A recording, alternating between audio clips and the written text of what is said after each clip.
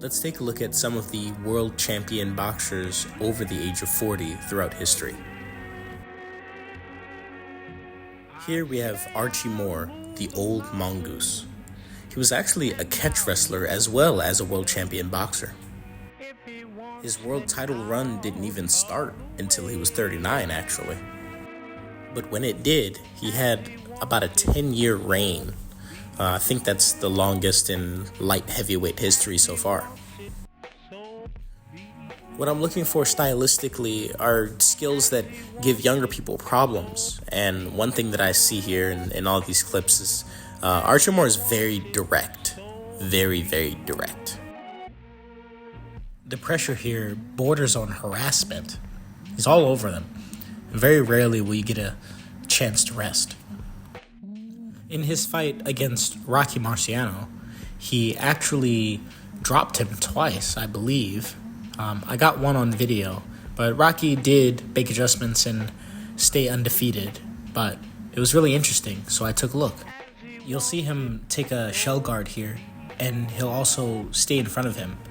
These are two things that were a little difficult against Rocky because he was a devastating puncher. But this is what lets him drop him. Very interesting.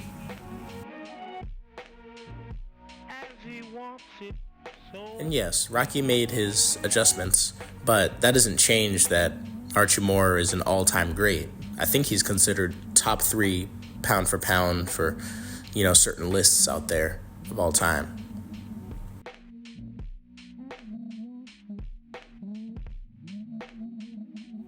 Even here, you can see his forward posture. He's staying in zone 2 in combination range, and he's using the jab to kind of layer his offense and create different positions with his arms as he's doing it. So these are important key elements, I believe, because we see it in other fighters as well. Here you'll also see he has a diverse defense selection. See an arm parry there, shoulder roll, another arm parry. These are a lot of defensive techniques that they don't just teach you in school. They're things that you have to really investigate and learn from truly experienced teachers. Of course, his bad positioning cost him a knockdown. Against the ropes is no good against Rocky Marciano.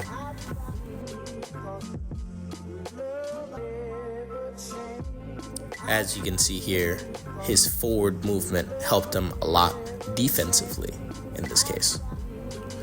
So, yes, he was an all-time great. He actually worked with some great fighters like George Foreman, who was actually next on our list.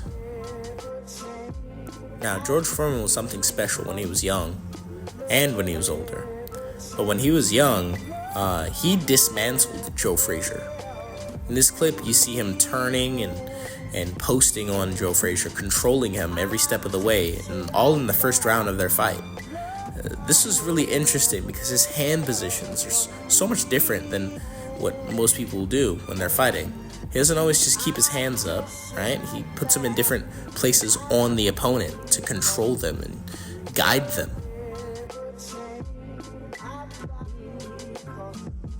It's actually one of his famous quotes. Someone asked him, what they do when they miss a punch. He said, well, what's the best thing you can do if you miss a punch?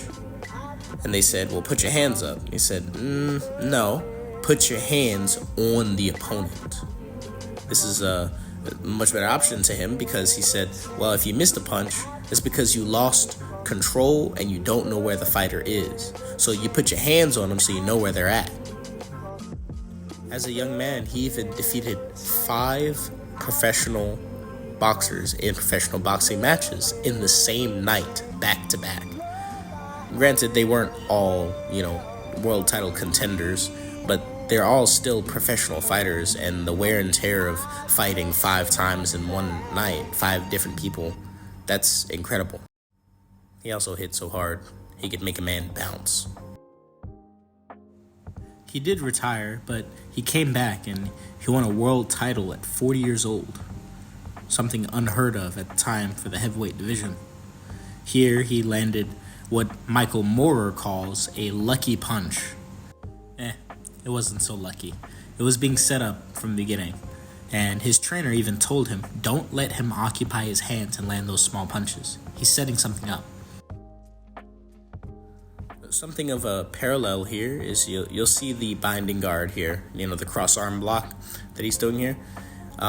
It's a parallel a little bit to Archie Moore changing his hand positions and staying forward while also feigning his intentions in his offense. George Foreman became a master of a feigning position, as you'll see in this clip as well.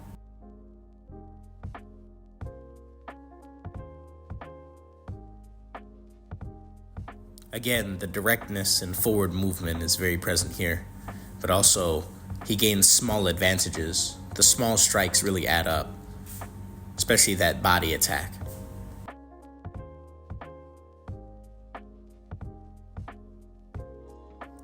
Here, the opponent steers him away with a hard hook, but George Foreman remains forward, completely undeterred by his efforts, and he lands a couple more body shots here.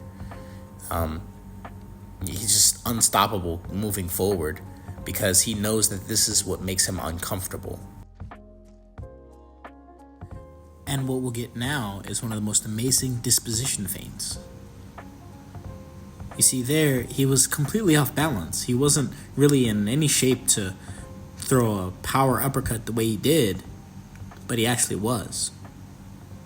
And there, he was just walking in casually as if it was a walk in the park and knocks him out.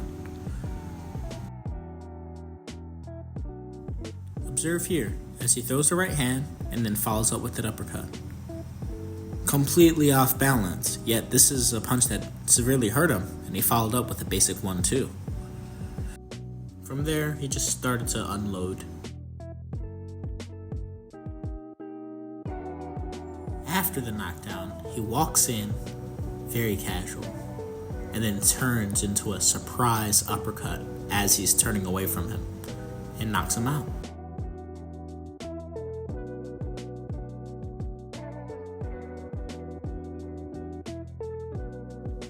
And now we get to another one.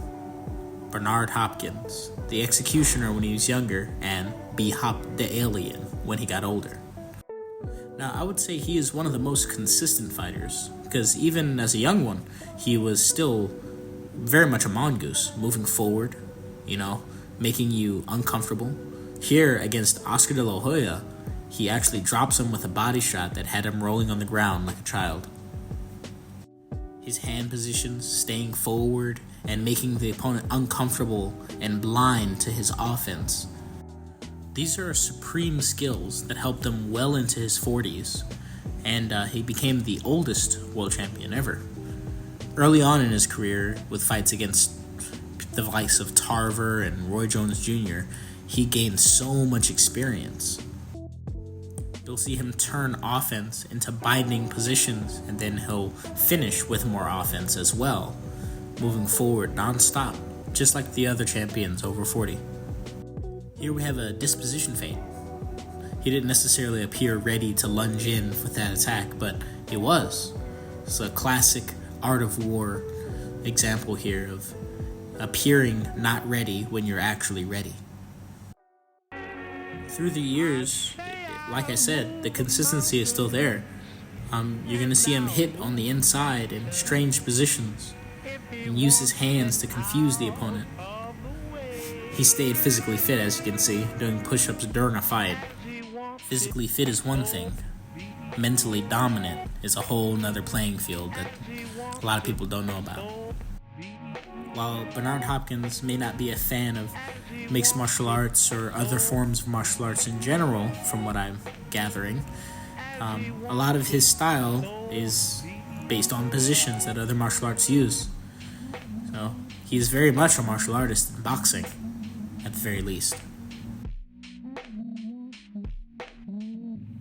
Even here in this clip, when he's showing some of his system, you can see some of the parallels in mine. Overall, among these three champions over 40, I see parallels in deception, forward-moving defense, and directness. It will be wise for young fighters to use these skills to increase their level and their IQ. Thanks for watching. don't see